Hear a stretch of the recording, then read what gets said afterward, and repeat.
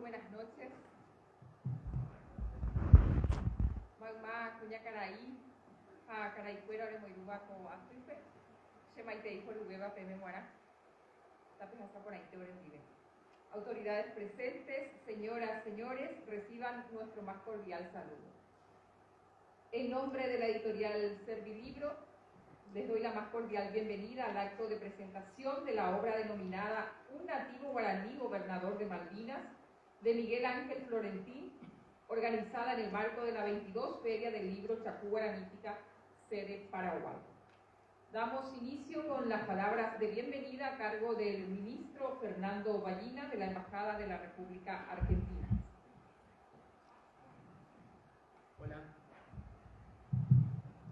Hola, buenas noches a todos. Gracias por estar acá con nosotros presentando este libro. Yo lo que quería, aparte de agradecer la presencia de todos ustedes hoy viernes a la noche, como ustedes sabrán, el tema de Malvinas es una cuestión muy profunda para la Argentina, y entonces antes de iniciar la presentación de este libro, necesitamos y queremos que ustedes conozcan cuál es la situación con respecto al tema de las Islas Malvinas. La cuestión de las Islas Malvinas, entendida como la disputa de soberanía entre Argentina y el Reino Unido, las Islas Malvinas, Georgia del Sur y Santos del Sur y los espacios marítimos circundantes, tiene origen el 3 de enero de 1833, cuando el Reino Unido, quebrando la integridad territorial de la Argentina, ocupa ilegalmente las islas y expulsó a las autoridades argentinas, impidiendo el regreso, así como la radicación de argentinos provenientes del territorio continental. Desde entonces, en 1833, la Argentina ha protestado regularmente la ocupación británica, ratificando su soberanía y afirmando que su recuperación conforme al derecho internacional constituye un objetivo permanente e irrenunciable de nuestro país.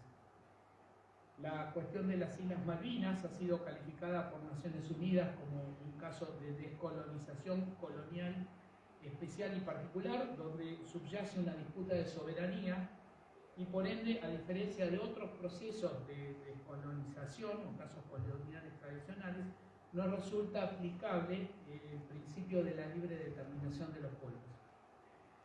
El 16 de diciembre de 1965, la Asamblea General de las Naciones Unidas adoptó la resolución 2065-20, a través de la cual se reconoció la existencia de una disputa de soberanía entre Argentina y el Reino Unido e invitó a ambos países a entablar negociaciones para encontrar una solución pacífica y definitiva a esta controversia, teniendo en cuenta los intereses de los habitantes de las islas.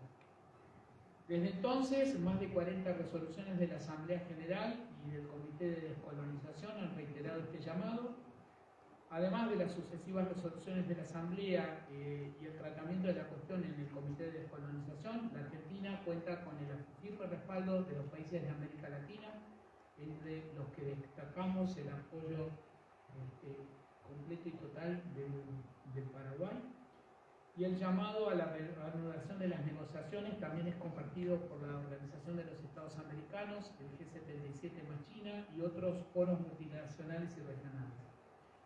Este año, 2022, se lleva adelante la Agenda Malvinas 40 años, que consta de acciones de difusión y concientización vinculados al tema de la visibilización y reafirmación de los derechos soberanos argentinos respecto de la cuestión de las Islas Malvinas, en el marco de lo establecido en la disposición transitoria primera de nuestra Constitución, como así también para homenajear y mantener viva la memoria colectiva de nuestros héroes en el conflicto del Atlántico Sur, que honraron con sus vidas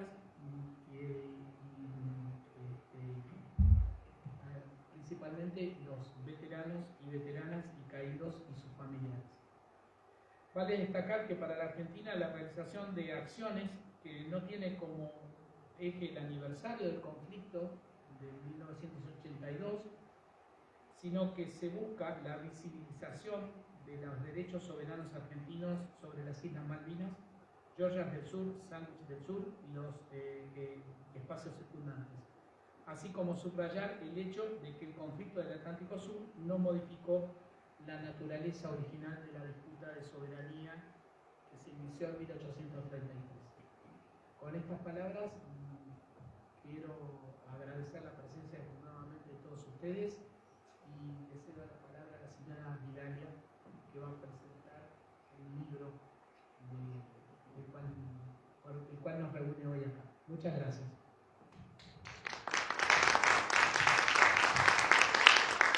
Como la pena de Texañe de Malvinas de Jehová, Caraiguazú, ministro Fernando Ballina. A continuación, las palabras de la directora de la editorial Servilibro, la señora Vidalia Sánchez, quien leerá la presentación del escritor, periodista y académico de número de la Academia Paraguaya de la Lengua Española, don Fernando Neri Farina, debido a que él mismo se encuentra de reposo.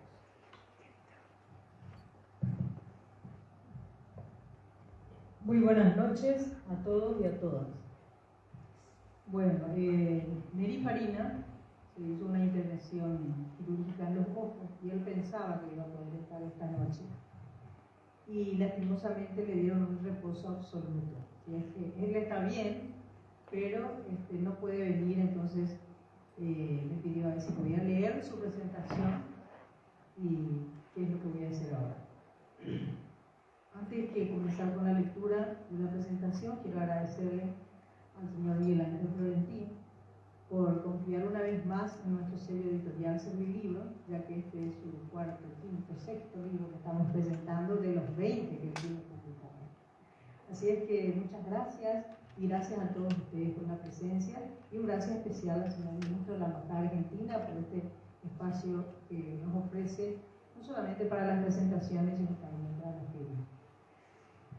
Bueno, el título dice América entre el gobernador guaraní y las mujeres. A un lector más o menos avesado le encanta etiquetar los libros, novela o cuento o ensayo o crónica o relato o...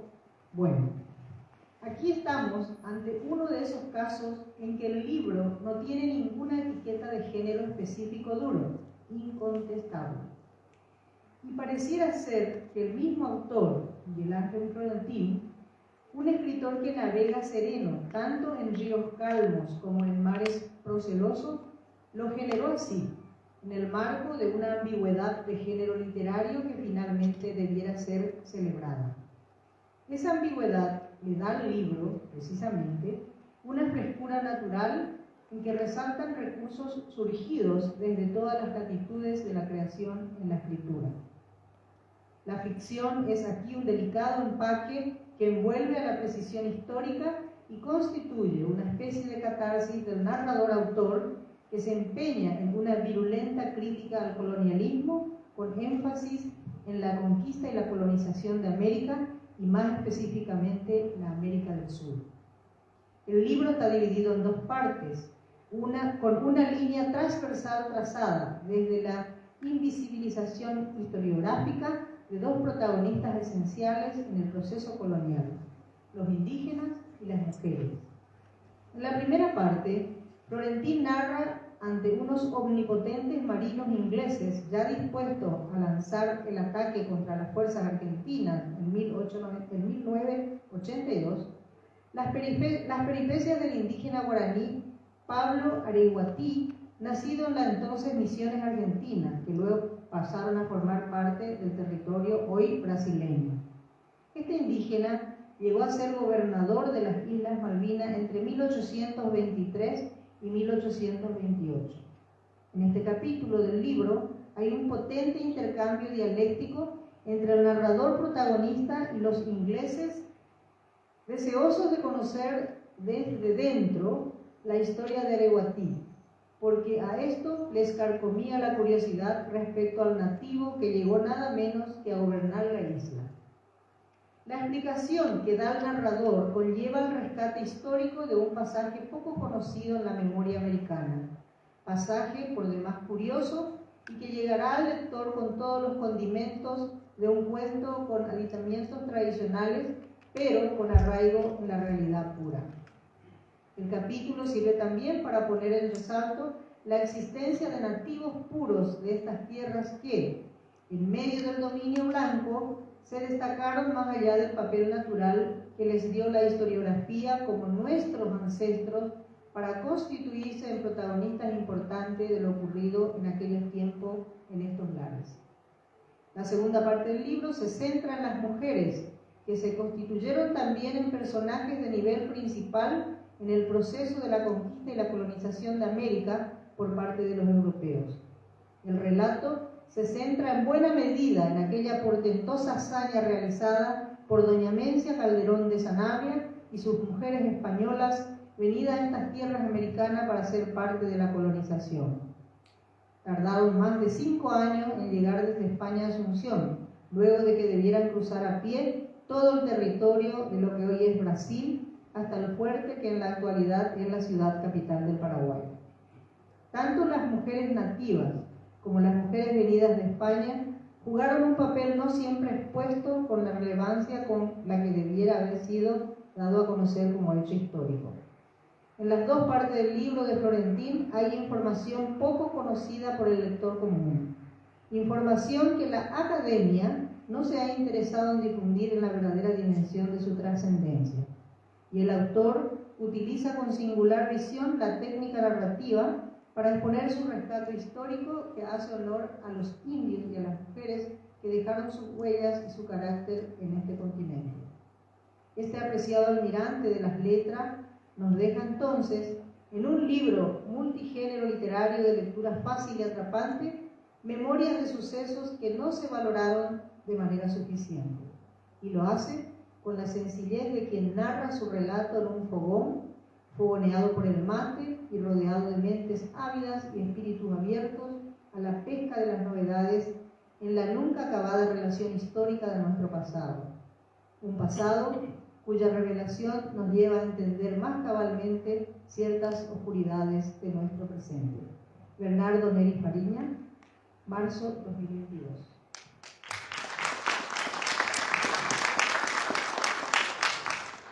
Como Beuniñan de Belpecha, Aranducares de Huá, Cuñacare Iguazú, Vidalia Sánchez, como encobiado Coatupe, Caraíca Tucuiretete, Bernardo Neri Fariña. Seguidamente, las palabras del autor del libro, Miguel Ángel Florentino.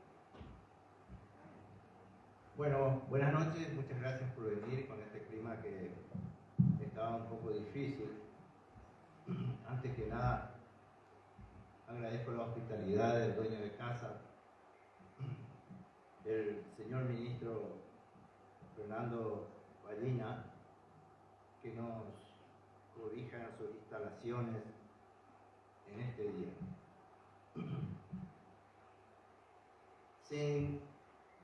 Los reflectores me encandilan, veo caras conocidas.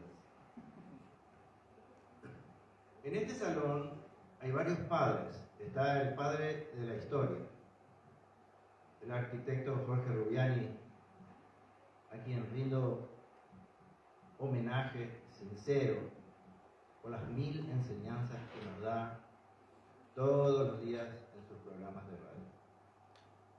Hay otro padre, el padre del idioma guaraní, el ilustre Feliciano Acosta, siempre callado, siempre humilde, siempre enseñando. Se encuentra presente el presidente de la SEP, Sociedad de Escritores del Paraguay, mi compañero Andrés, en el lejano campo ahora que cuesta llegar hasta él, pero él viene hacia nosotros. Les quiero explicar un poquito la mecánica. Se programaron para hoy 2 encuentros en diferentes salas a la misma hora. Entonces, en el grupo de los escritores se consensuó hacer todo en uno, por lo cual nuestros tiempos están comprimidos, tenemos que ser veloces. La dama que está a mi izquierda me está por retar, pero antes quiero agradecer a Carmen Cáceres, la escritora que también humildemente dijo, yo te cedo mi mitad. Estas cosas integracionistas son cada vez más difíciles de encontrar. Vayamos al libro. Este, en realidad, no es un libro de historia. ¿Cómo podría yo hacerlo estando Jorge Rubiani presente? No. Este es un diario de navegación. Este solamente es el relato de un marino que ha navegado 40 años, aunque sea difícil de creer. Si usted trabaja en una fábrica durante 40 años, cualquier clic que haga la maquinaria ya sabe dónde ajustar. Y la Marina para mí es eso. Entonces había una empresa local, se habían juntado 5 potentados y compraron en Glasgow, Escocia, un buque carguero para usar acá, en esta zona. Estos buques no tienen que ser grandes porque si no, no caben en el río. Entonces era mediano, un carguero que no era nuevo, pero era muy noble. Hasta allá nos están aplaudiendo. Tenía las chapas del barco soldadas y remachadas. Estaba hecho para romper hielo y en la proa tenía un sistema de ghosting que se utiliza para desactivar bombas magnéticas, minas magnéticas, porque el barco tenía que navegar en la posguerra, la Segunda Guerra Mundial. Entonces, este es un barco carguero mediano, pero no teníamos idea de que este país iba a ocupar el tercer lugar en el mundo en flotas fluviales, de barcazas y remolcadores. Hay 3.000 barcazas en un país mediterráneo, eso también es raro, y cerca de 300 remolcadores que están haciendo un gran sacrificio con estas bajantes para atravesar y para hacer alijos, le llamamos nosotros, que son los transbordos de carga. El tema que nos ocupa hoy fue de una navegación que parecía que iba a ser tranquila. Una de las tantas bajadas por el río Paraguay, Paraná y el río de la Plata, que es un río mentiroso, entre comillas, pónganlo. El río de la Plata es un océano, es un mar, y cuando te golpea es como si estuvieras en el Atlántico. Es un Atlántico adelantado. Ya. Bueno, entonces salimos del río de la Plata para ir a Chile con el carguero y faltaban horas para que se inicie la conflagración en aquel abril de 1982 y todos sabían, menos nosotros, porque no somos país beligerante, no teníamos absolutamente nada que ver en el conflicto. 3 de la mañana, cerca de la bahía, cerca de San Borombón, ya saliendo al Atlántico, 3 de la mañana, un reflector potente nos encandila. Así como ustedes que manejan autos, cuando le ponen luz alta en sentido contrario, molesta. En el océano oscuro, un encendedor te molesta. Entonces, ¿qué no sería el reflector que prendió la nave? Y por supuesto que en el idioma de ellos dijo, stop your engines. Pare máquina. Y Feliciano, ¿dónde está? Yo le dije, ande pico más, le dije yo. Y mi ayudante me dijo, pero no te va a entender así. Le dije, ¿quién es usted? Porque yo no puedo obedecer pare máquina. En todo caso, de la prefectura argentina, sí, porque estamos en agua territorial.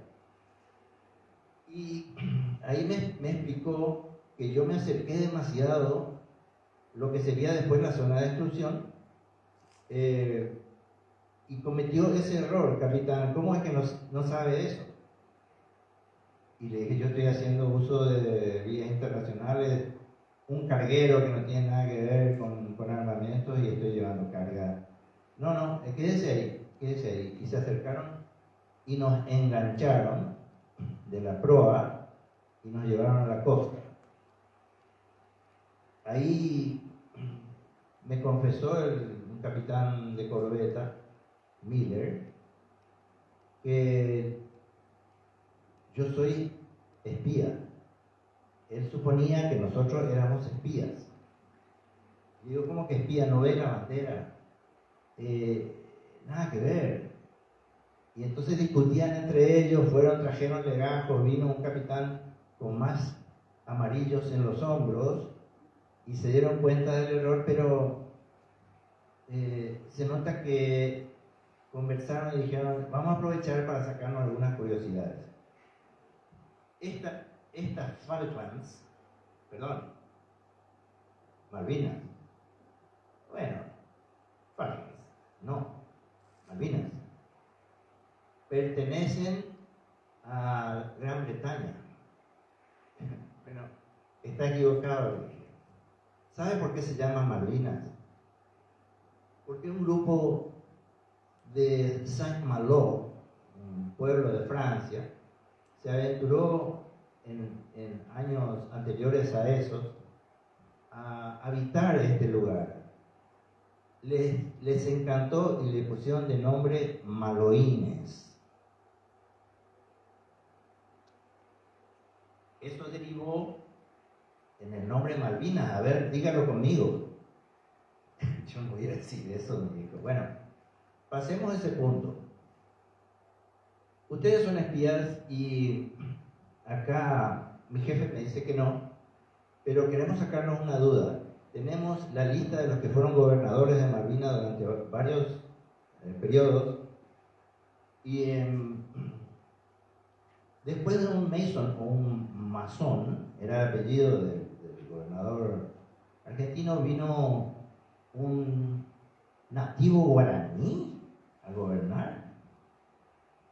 Y le dije, mire, yo no soy historiador, pero le voy a contar hasta dónde sé. Pablo Areguatí nació en Misiones, en el año 1780. Ahí él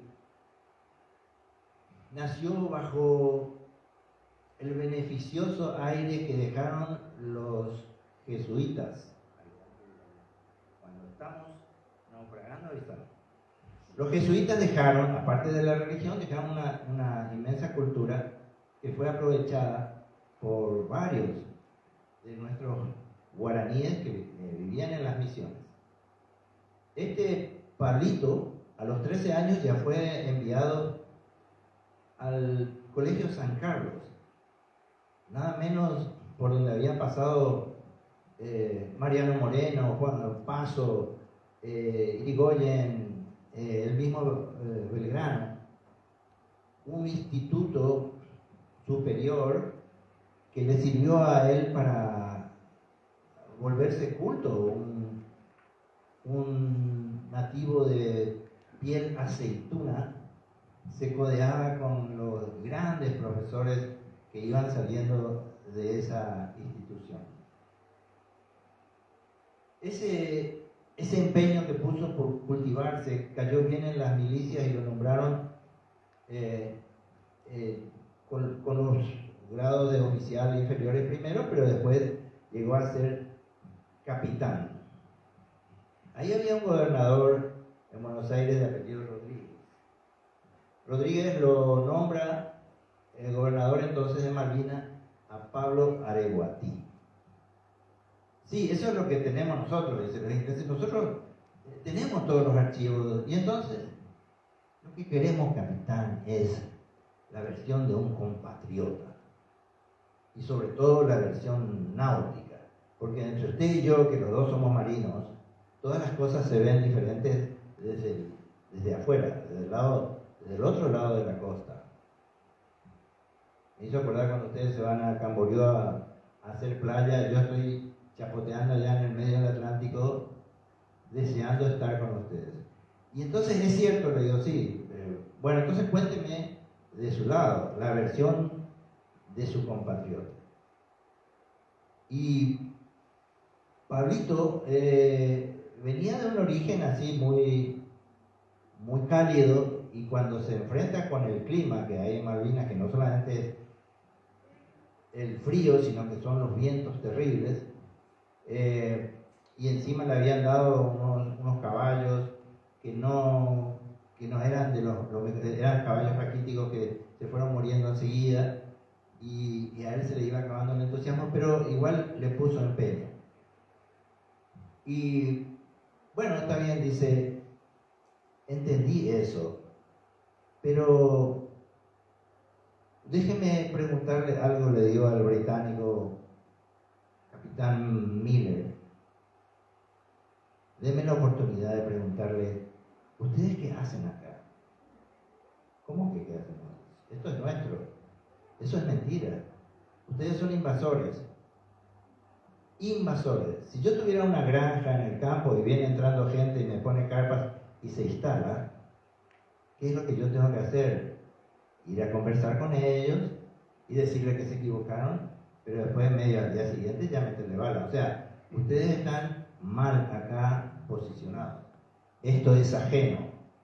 Esto es de Argentina. Y ustedes lo saben, porque lo saben. Pero usted me habla de invasiones, dice, y sin embargo ustedes también fueron invadidos en Asunción. Hace muchos años atrás vinieron los españoles. Y ahí entramos en este libro, en la segunda parte, a raíz de la pregunta bisagra que hizo el oficial británico. ¿Fueron invadidos o no? Y le dije, usted está queriendo salir del tema, pero sí, fuimos invadidos por los españoles, que siempre dijeron que venían a descubrir y no descubrieron nada. Acá ya había gente, pero ni Colón descubrió algo. Ahí, o hay que ser europeo para ganarse el título de descubridor. Entonces, dígame, ¿por quién fueron invadidos? Y bueno, los colonizadores, que no, esa parte yo ya la sé. Tenemos acá gruesos libros de historia de los colonizadores españoles. Ahora me va a salir con cabeza de vaca y todo. No, yo quiero saber de las mujeres. ¿Por qué ustedes fueron invadidos por mujeres? Bueno, le repito, yo no soy historiador, pero vamos a ver hasta dónde. Cuando los españoles se afincaron, porque al comienzo parecía que venían para robar oro y se iban rápido, pero no, se quedaron a vivir. Su experiencia en Buenos Aires había fracasado, entonces en Asunción sí le resultó. Después, en 1580, irían de vuelta, con mejor suerte, a Buenos Aires, pero esa es otra historia. Cuando vinieron a Asunción, lo trataron tan bien. Al comienzo los nativos le iban a hacer pelea, pero se dieron cuenta de la diferencia de armamento y entonces entraron en una sincronía que les garantizaba la paz. Para eso tuvieron que cambiar mujeres por armas. Y un sacerdote escribió a la corona española diciendo: Asunción está tan corrompido con los españoles que se le da a llamar el paraíso de Mahoma. Se encontró uno que tiene 17 indias en su casa. Y entonces, ¿qué me va a hablar de...? Bueno, esa fue nuestra charla y este libro tiene las dos partes. Cuando yo iba a dar aviso a mi gobierno del secuestro del barco y la captura, me dijo: pueden irse, capitán. No eran ustedes los espías que creíamos. Gracias.